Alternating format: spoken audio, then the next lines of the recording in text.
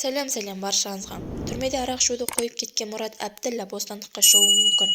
Оны бастамас бұрын каналға тіркеліп, лайк басып, комментарий жазып, қоңырау белгісін басуды ұмытпаңыз. Түрмеде арақ ішуді қойып кеткен Мұрат Әбділлә бостандыққа шығуы мүмкін. 4 жыл 6 айға сотталған блогер, әнші Мұрат Әбділлә темір тордың арғы жағына өзіне қатысты жаңалықтарды жеткізді. Мекемеден емделіп шықтым, тәуелділік жоқ, ішуді қойдым. Былтыр үйленген едім, бірақ ешқандай беташар іштеген жоқпын.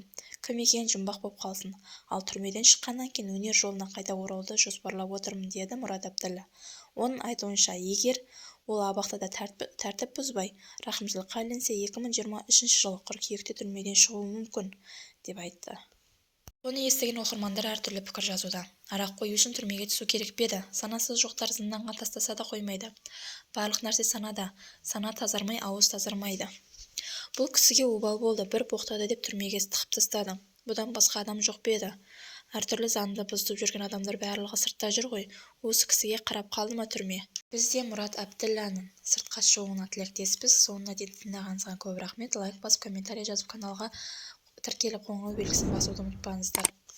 Шоу-бизнес жаңалықтар әрқашан сіздерге бірінші болып жаңалықтарды жеткізіп отыратын болады. Ол үшін каналға тіркеліңіздер.